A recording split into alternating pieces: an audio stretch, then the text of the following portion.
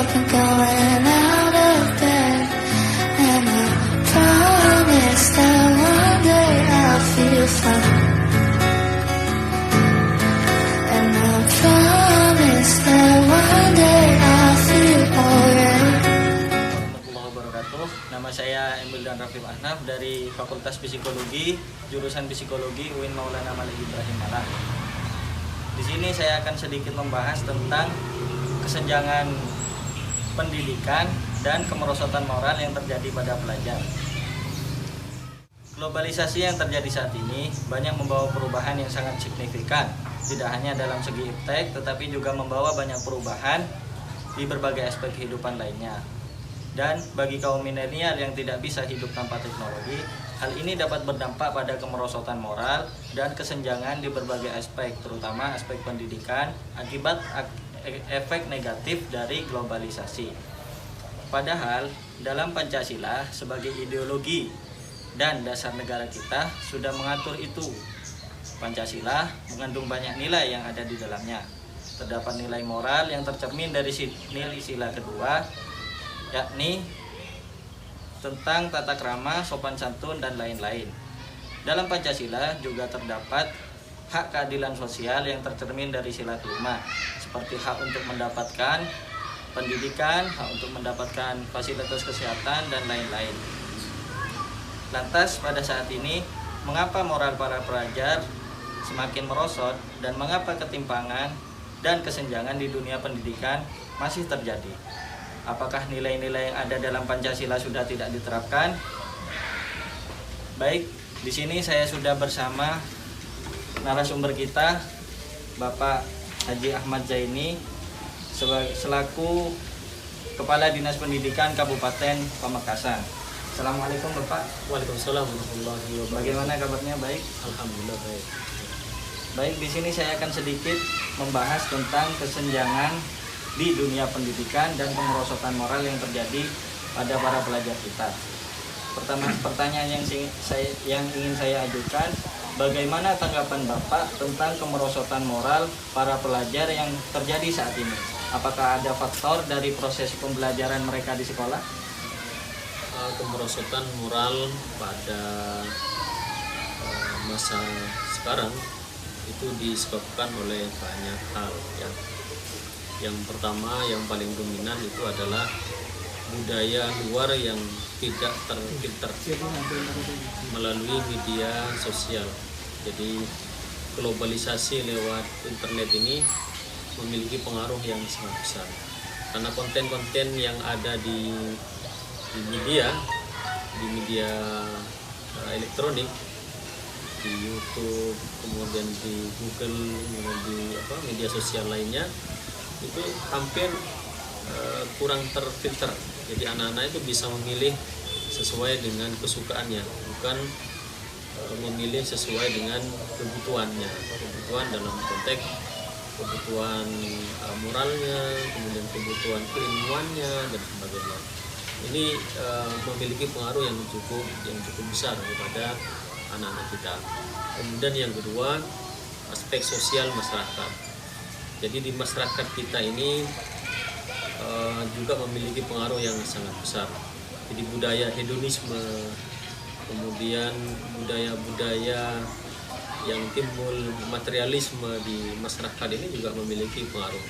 Artinya bahwa standar berpikir mereka, standar hidup mereka itu adalah standar hidup materialisme, standar hidup sekularisme. Jadi yang demikian ini juga punya peran besar terhadap kemerosotan moral masyarakat, terutama bagi anak-anak kita ini. Kemudian kita lihat juga ya, karena anak-anak di sekolah itu kan hanya berapa jam, sementara di luar sekolah itu waktunya sangat banyak sekali di masyarakat. Kemudian bahkan ya seperti yang pertama yang saya katakan tadi, dalam hampir semua anak ini sudah megang gadget itu. Hampir semua anak sudah megang handphone yang di situ terkoneksi dengan akses seluruh dunia ya. Ini juga sangat tinggi pengaruhnya. Kemudian yang ketiga adalah aspek dari metode pendidikan kita sendiri ya. Jadi pendidikan kita ini memang selalu bongkar pasang ya.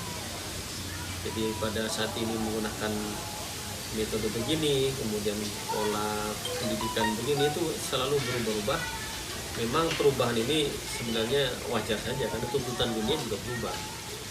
Tetapi pendidikan yang baik itu adalah pendidikan yang berpijak kepada moral bangsa kita ini, bukan pendidikan yang meniru dari beberapa negara, karena tiap negara tuntutannya beda ya. Nah, ini sangat bagus. Kemudian yang berikutnya juga mutu dari pendidik dan tenaga kependidikan kita ini. Jadi tidak seluruhnya guru kita ini memiliki mutu yang bagus, dosen kita ini tidak seluruhnya memiliki mutu yang bagus. Guru yang bermutu, dosen yang bermutu adalah dosen yang dalam aspek administratif dia sudah bersertifikasi. Kalau tidak bersertifikasi, ya berarti ukuran administratifnya belum bermutu. Dan di Kabupaten Pamekasan misalnya yang bersertifikasi dari keseluruhan guru baik negeri maupun swasta, kalau disatukan itu tidak lebih dari 30%. Terutama guru-guru TK atau PAUD itu masih banyak sekali yang belum bersertifikasi. Ini mutu gurunya. Kemudian mutu lembaga pendidikan yang dimana siswa ini bernaung. Ukuran lembaga pendidikan yang berkualitas atau bermutu itu adalah lembaga atau kampus atau sekolah yang bersertifikasi A gitu. Ya, kalau C ya Masih dipertanyakan. ya, apalagi D, apalagi tidak berakreditasi. Ya, akreditasi maksud saya.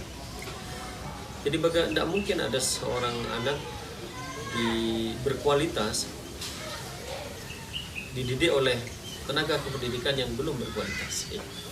Tidak mungkin ada siswa atau mahasiswa yang berkualitas yang dididik di lembaga pendidikan atau kampus yang belum berkualitas. Ya.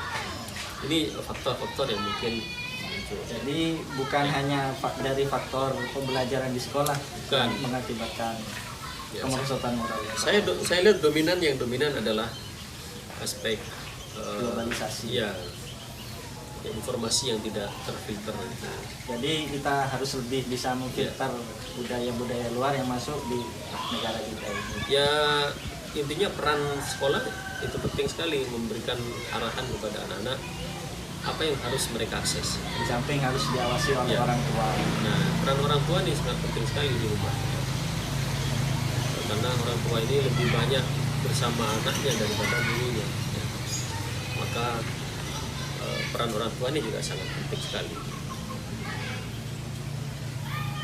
Untuk pertanyaan kedua, solusi dalam mengatasi kemerosotan moral pelajar saat ini.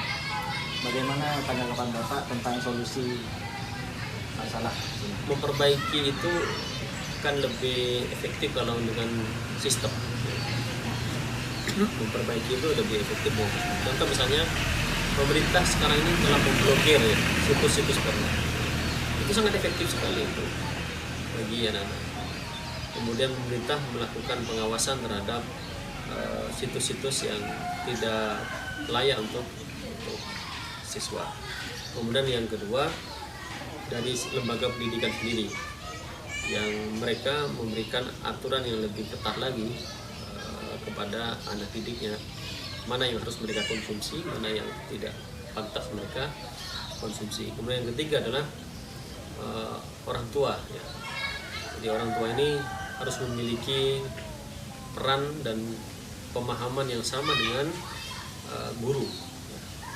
Ya, jadi tidak ada guru yang berkeinginan untuk tidak baik, dan begitu juga sekolah tidak ada yang orang tua tidak ada yang berkeinginan anaknya menjadi tidak baik. Tetapi ini harus bersama-sama, karena kadang-kadang orang tua kalah dengan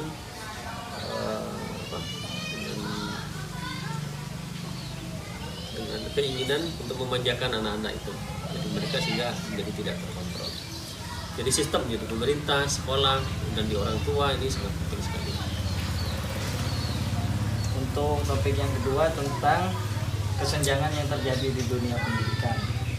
Mengapa kesenjangan di dunia pendidikan ini masih terjadi dan faktor-faktor apa yang menyebabkan hal ini terus berlangsung sampai saat ini? Kesenjangan dengan apa itu? Kesenjangan dalam Antara apa dengan apa? di dunia pendidikan dalam segi keilmuan, segi fasilitas di sekolah, dan segi penunjang lainnya? Ya, kesenjangan dalam aspek mutu misalnya, kesenjangan dalam aspek pemerataan. Jadi aspek mutu memang ada kesenjangan juga ya antara satu daerah dengan daerah yang lain, Terutama kota dan desa gitu. antara satu provinsi dengan provinsi lainnya, antara satu kabupaten dengan kabupaten lainnya, antara kecamatan yang satu dengan kecamatan yang lain, antar provinsi misalnya, antara kabupaten. Kesenjangan itu terjadi karena adanya otonomi juga, desentralisasi. Artinya antar daerah yang memiliki APBD yang tinggi itu lebih baik daripada daerah yang APBD-nya rendah. Jadi misalnya di sebuah daerah tertentu hampir semua guru dapat tunjangan yang cukup tinggi, tapi di daerah yang lain jadi rendah, otomatis berpengaruh pada kesenjangan mutu juga ya, mutunya juga berpengaruh. Kesenjangan fasilitas misalnya, itu juga karena faktor anggaran di setiap daerah berbeda-beda. Nah, walaupun daerah pusat itu memberikan subsidi ya, subsidi kepada setiap daerah berupa sejumlah bantuan seperti DAK, ya, dana alokasi khusus, itu juga ada. Tapi faktor kesenjangan ini juga dipengaruhi oleh perbedaan sebuah daerah itu. Kemudian perbedaan juga, kesenjangan muncul juga karena akses yang berbeda. Artinya ada daerah yang internetnya tidak bagus jaringannya, bahkan hampir tidak ada. Ya, sementara di perkotaan mereka juga sudah bagus internetnya, jaringannya juga kuat, sehingga tentu berbeda juga hasilnya. Jadi fasilitas untuk mendapatkan keilmuan itu lebih ini yang kota. Kemudian juga kesenjangan ekonomi orang tua juga berpengaruh. Jadi orang tua yang tidak memiliki kemampuan ekonomi yang bagus kadang-kadang enggan untuk menyekolahkan kepada lembaga pendidikan yang berkualitas karena biaya yang cukup tinggi. Walaupun sekarang tidak ada SPP, tapi biaya lainnya kan juga tinggi, high cost kemudian. Itu kesenjangan itu bisa terjadi. Jadi ini juga tergantung pada pengelolaan daerah masing-masing. Ya, ada faktor itunya juga ya. Kemudian kesenjangan itu juga faktor kualitas gurunya juga ya. Di sebuah daerah dengan daerah lain itu bisa berbeda-beda. Ada guru yang update keilmuannya, ada yang tidak. Jadi untuk pertanyaan yang keempat, bagaimana solusi untuk mengatasi kesenjangan pendidikan yang terjadi saat ini? Ya, harus ada intervensi dari pemerintah pusat. Ya. Intervensi dalam arti intervensi anggaran, intervensi peningkatan mutu, intervensi peningkatan kualitas sarana prasarana maupun kualitas gurunya. Pemerintah tidak boleh diam gitu, karena sebenarnya pusat sudah memberikan anggaran 20% ya, 20% dari APBN, 20% dari APBD. Tapi kan tidak semua daerah punya kemampuan yang sama untuk mewujudkan 20% itu. Baik, terima kasih untuk waktunya ya. Bapak Ahmad Zaini. Baik, saya Emilian Rafuq Ahnaf. Mohon maaf bila ada salah-salah kata atau hal-hal yang kurang. Sekian, terima kasih. Wassalamualaikum warahmatullahi wabarakatuh. Just permanent. Catch me if you can.